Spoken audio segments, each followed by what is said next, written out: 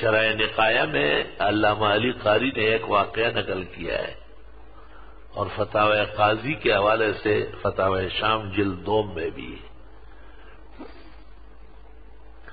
کہ عبداللہ ابن مسعود رضی اللہ تعالیٰ عنہ نے کچھ لوگوں کو دیکھا کہ وہ مسجد نبوی میں جمع ہو جاتے تھے، پھر مل کر ذکر کرتے تھے اور درود پڑھتے تھے مل جل کے آواز سے۔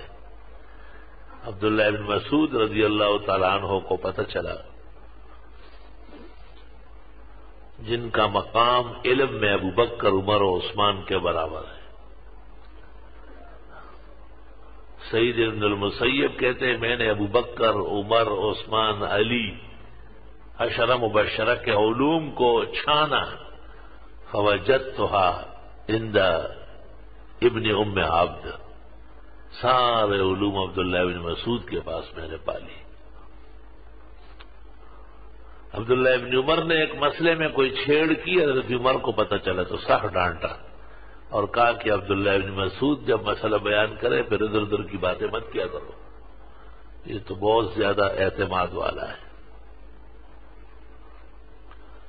ہاں حضرت صلی اللہ علیہ وسلم نے کہا ہے خذوا القرآن عن 4، 4 آدمیوں سے آپ قرآن شریف حاصل کریں، عبداللہ ابن مسعود، ابی ابن کعب، عبداللہ ابن زبیر اور معاذ ابن جبل۔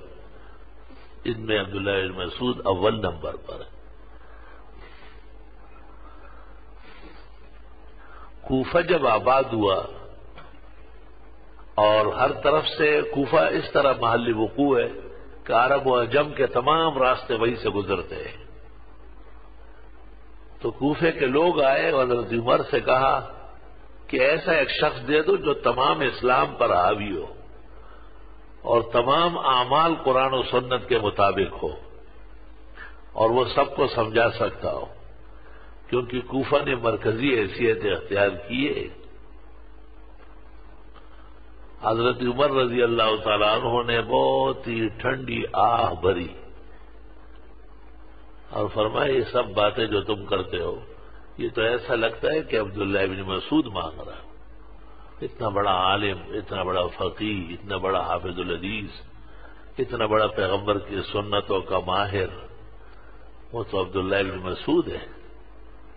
فرمایا افسوس ان کے علم کا تمہیں روز محتاج ہوتا ہوں، لیکن تم نے کوفے کا ایسا حال بیان کیا کہ اب عبداللہ ابن مسعود کے بغیر وہاں کا حال ٹھیک نہیں ہوگا۔ یہی وجہ ہے کہ قدیم کتابوں میں امام ابو حنیفہ کی فقہ کو الفقہ المسعودی کہتے ہیں۔ ایک کتاب بھی ایک بزرگ نے لکھی 6 جلدوں میں، فتاوی ہے، اور اس کا نام ہے الفتاوی المسعودیہ، اور وہ سب حنفی فتاوی ہے۔ عبداللہ ابن مسعود جب وہاں جا کے آباد ہوئے، کہتے 1700 صحابہ نے صرف ان سے پڑھنے کے لیے کوفے میں رہنا اختیار کیا تھا۔ تابعین اور تبع تابعین کی تو تعداد خطیب نے تاریخ میں لکھا ہے گنی نہیں جا سکتی۔ عبداللہ بن مسعود کو پتہ چلا کہ کچھ لوگ مسجد میں جمع ہوتے ہیں اور کھڑے ہو کے زور زور سے صلاۃ و سلام پڑھتے ہیں اور ذکر بالجہر کرتے ہیں اور نعرے لگاتے ہیں، تو عبداللہ بن مسعود اٹھے اور وہاں آئے اور فرمایا جن برتنوں میں ہم نے پیغمبر کے ساتھ کھانا کھایا لم تکسر، وہ ابھی تک ٹوٹی نہیں ہے، اور جو کپڑے ہم پیغمبر کے ساتھ پہنتے تھے لم تخلق، ابھی تک پھٹے نہیں ہیں۔ ہذہ الاوانی لم تکسر وہذہ الاسواب لم تخلق وما اراکم الا مبتدعین، میں یہی سمجھتا ہوں کہ تم بدعتی ہو اور یہ کام نئے شروع کیا ہے۔ ثم ما ترکہم حتی اخرجہم من المسجد، مسجد نبوی سے باہر نکالا۔ ایسا زمانہ تھا کہ بدعتیوں کو نکالا جاتا تھا، اب بدعتی لوگوں کو نکالنے کے چکر میں رہتے۔ عجب دور دیدم دری پادشاہی کہ للو و پنجو ہمیشت سپاہی۔